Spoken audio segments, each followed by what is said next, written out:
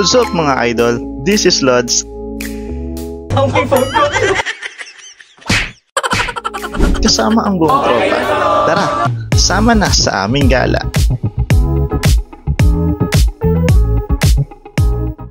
Good morning Hong Kong! First stop natin bago lumamon mag-breakfast ay ang Manmo Temple. Isa sa pinakamatandang templo sa Hong Kong. Dedicated ito kay Man at Mo. Maraming pumupunta dito para humingi ng swerte sa pag-aaral, negosyo at career. Pro tip, ang pinakamagandang oras para bumisita ay sa umaga o sa hapon para maiwasan ang maraming tao at mas ma-enjoy ang tahimik na ambience. Matapos ang isang espiritual at cultural na paglalakbay sa Manmo Temple, oras na para sa isa na namang epic adventure. Pero syempre walang travel goals kung walang food trip. Hanap muna tayo ng mga kainan na almusal at hindi nga kalayuan sa hotel na ispatan agad namin ang Cafe de Coral. Isa sa pinakamalaking fast food chain sa Hong Kong. Self-service at budget friendly. Mabilis, madali at napakamura ng mga pagkain. Order muna, i-claim ang order, then kain. Walang hassle. Authentic Hong Kong comfort food. Sobrang daming pagpipilian, rice bowls, noodles, soup, at western-style breakfast. Kahit anong cravings meron sila. At syempre sinubukan namin ang ilan sa best-selling breakfast meals nila. Noodle soup, perfect pampainit ng sikmura, mainit, malasa at suwak sa malamig na umaga. Macaroni soup with ham, Hong Kong-style breakfast essential, perfect pang-init ng sikmura. Sausage and egg breakfast, simple pero solid. Comfort food na pampagana sa buong araw. Classic Hong Kong-style milk tea, matapang, creamy at legit na Hong Kong flavor. Pro tip, kung gusto mong ma-experience ang authentic Hong Kong dishes na sulit sa budget, Cafe de Coral is the way to go. What's up guys? Hi! Day 2 in Hong Kong. At tayo punta na eh. Saan ba tayo punta, Joms?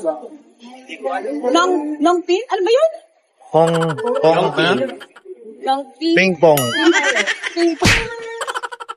Ngayon, oras na ulit para mag-train adventure and this time papuntang Disneyland naman. First train chill mode pa dahil nakaupo, second train standing ovation dahil puno na, pinaka-exciting part ang last train, ang Disneyland Resort Line. Grabe, may sariling line ang Disneyland at papadating pa lang ang train, alam mong ibang level ang train na ito. Pagpasok sa loob, mapapawaw ka sa ganda. Yung bintana shape ng ulo ni Mickey Mouse, ganun din ang mga handrails, kaya tawagin natin itong Mickey Mouse Train. Yung background music para ang nanonood ng Disney movies at yung pakiramdam na parang batang excited kahit matanda na. Paglabas ng train, ramdam namin ang kakaibang excitement, lalo na nung nakita namin ang Hong Kong Disneyland Arc. Lahat binitawan ang hawak na luggage, wala nang pake basta makakuha ng perfect shot sa arc. Pero chill lang muna mga idol, hindi pa ito ang happily ever after dahil may important mission pa tayo, ang mag-drop ng luggage sa hotel. Saan tayo check-in, Nay? Sa hotel. Hotel. Leo, check-in muna tayo sa hotel. After 15 minutes ng photoshoot galore, diretso na sa Disneyland Hotel. Pero hindi basta-basta biyahe ito mga idol, sakay ng free shuttle. Ramdam mo agad ang Disney magic. Parang bawat stop ay isang countdown papunta sa isang fairy tale world. At eto na nga, nakarating na kami sa Disneyland Hotel. Pagbaba pa lang ng shuttle, may nakaabang na stop para tulungan ka sa mga dala mong gamit. Nax VIP. Pagpasok sa loob, parang fairy tale nga talaga. Mula sa grand architecture hanggang sa chandelier at may pa-orchestra music pa. Huy, ang sosyal. Lahat kami napahinto saglit para huminga at iproseso ang kaganapan. At ayan na nga, tapos na kami mag-check-in pero hindi pa kami makapasok sa room dahil 2 PM pa talaga ang check-in. Kaya iniwan na lang muna namin ang mga luggage. Ngayon diretso tayo sa Ngong Ping Village para sa next level exploration dahil sasakay tayo ng cable car. Mula sa Disneyland Hotel, sakay ulit kami ng free shuttle palabas ng resort. Pero teka mga idol, hindi pa tapos ang Mickey Mouse Train adventure natin. So after ng Mickey Mouse Train, magta-transfer naman tayo ng train papunta sa Tung Chung Station. Bago lumipad sa sumakay sa cable car, kailangan ng energy. Mission, hanap ng kainan sa Citygate outlets, pero buong puno ang lahat ng sikat na restaurant at ang haba ng pila. Kaya McDo na lang ulit ang sagot sa gutom. Right after lunch, diretso na kami sa boarding area ng Ngong Ping 360. Pero habang nasa pila, excited pero may slight anxiety kasi nga glass bottom yung cable car na nabook namin. At eto na nga mga idol, sumakay na kami, pa-casual kunwari, pero kita sa mga mata ang halong saya saya at takot. May isang moment pa na may biglang hangin, napakapit kami bigla. Parang roller coaster na ewan. Habang tumataas, kitang-kita ang buong tungtyung, ang tubig sa baba, tapos maya-maya, bundok na puro greenery, literal na nature overload. Fun facts lang mga idol, ang Ngongping 360 ay isa sa pinakamahabang cable car sa buong mundo na may habang 5.7 kilometers. At tumatagal ang biyahe ng 25 minutes, sapat na para mag-picture, mag-video, at magmuni-muni habang lumilipad sa ulap. Kasama din ito sa top 10 na pinakamagandang cable car sa buong mundo. 360 dahil dito mo makikita ang buong Lantau Island, dagat at skyline ng Hong Kong sa 360-degree view. Perfect pang IG story. Dito mismo nag-shoot ang Transformers Age of Extinction noong 2014. Si Optimum Prime! Dito matatagpuan ang Tiantan Buddha, ang isa sa pinakamalaking outdoor seated bronze Buddhas sa buong mundo. After 25 minutes of pure scenic beauty plus light panic, bumaba na kami sa Ngongping Village. At tila parang nag-iba ang vibe. From futuristic Hong Kong cityscape, biglang naging traditional Chinese village ang feels na parang lumipad pabalik sa ancient times.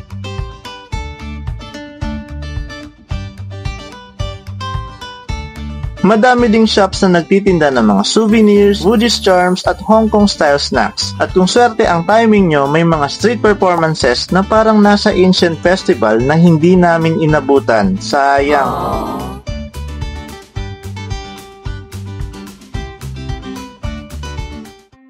After mag-explore ng village, syempre side trip tayo sa Polin Monastery, isa sa pinaka-importanteng Buddhist monastery sa Hong Kong. Perfecto para sa meditation at self-reflection, malayo sa gulo ng city life. Ang detalyadong disenyo ng monastery ay isang obra maestra ng traditional na Chinese Buddhist architecture. Mula sa malalaking hall ng templo hanggang sa majestic mountain views, siguradong pang IG feed ang mga litrato mo.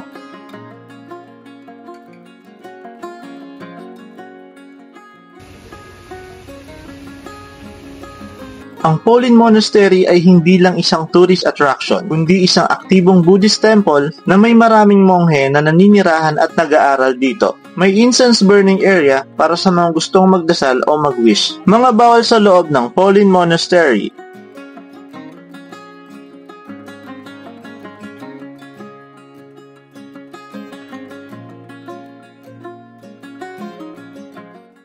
Ito na nga mga idol ang pinaka-star ng Ngongping Village, ang Tiantan Buddha. Oras na para harapin ang ultimate challenge, ang 268 steps paakyat ng Big Buddha. Nakita tayo dyan guys.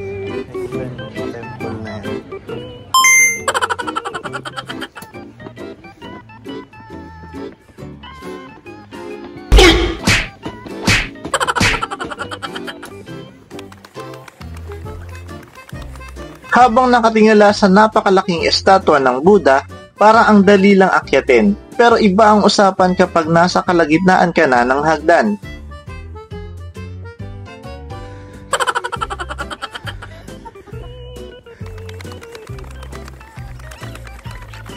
Pag-apak sa huling hagdan, lahat ng pagod ay parang nawala sa isang iglap. Kitang-kita ang buong Lantau Island, ang lush green mountains, sobrang presko ng hangin, mas ramdam mo yung serenity ng lugar, yung tipong kahit ang daming tao, may peaceful energy na bumabalot sa paligid. Konting information sa Tiantan Buddha. Isa siya sa pinakamalaking seated Buddha statue sa buong mundo. Ang buong estatwa ay gawa sa bronze, may bigat na 250 tonelada at may height na 34 meters. Ang Buddha ay nakaupo sa isang lotus flower na sumisimbolo ng kadalisayan at enlightenment sa Budismo. At yung kamay ni Buddha na nakataas, ibig sabihin nun, blessing and protection sa lahat ng pumupunta dito. Sinimulang itayo noong 1981 at natapos noong 1993 at nagsisimbolize ng peace, wisdom, and harmony. Bro tip, pumunta ng umaga o bandang hapon bago lumubog ang araw dahil mas kaunti ang tao at mas breathtaking ang tanawin. Mga idol, kung may bucket list kayo sa Hong Kong, siguraduhin yung isama ang Big Buddha. Hindi lang siya magandang Instagram spot, isa siyang experience na magpapaisip, magpapatawa at magpapahalaga sa history at culture ng lugar. Uwi na. Lapit na. Ang kuyang pagod. Kaya pa.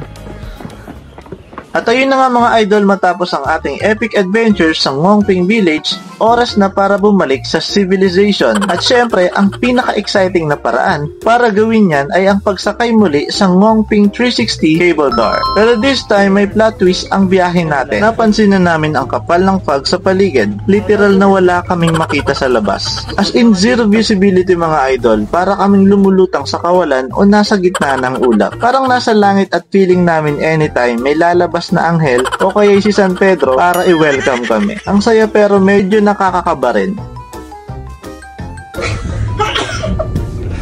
Ayoko na. Pagdating namin sa Tungchung, unti-unting naglaho ang fog at bumalik na kami sa reality.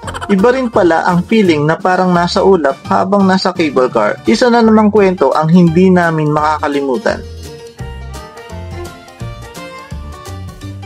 Bago pa man bumalik sa Hong Kong Disneyland Hotel, kailangan muna namin mag-refuel dahil sa buong araw na lakwat siya. At dahil solid naman ang naging breakfast experience namin dito kanina, balik ulit kami sa Cafe de Coral for dinner.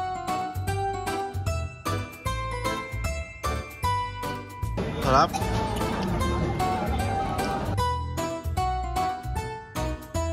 Nakakatanda ba niyan?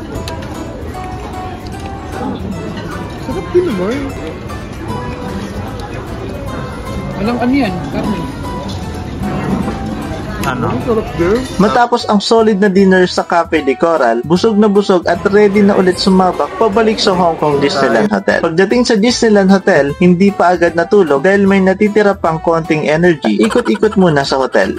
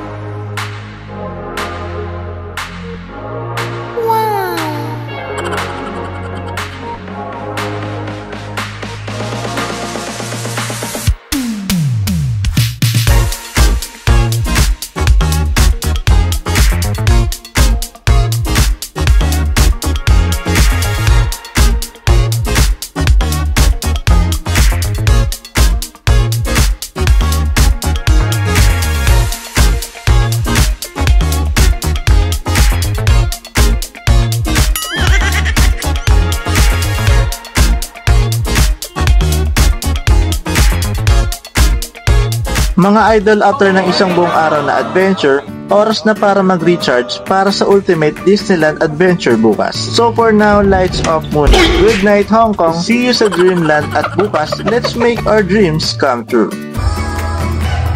Okay na to.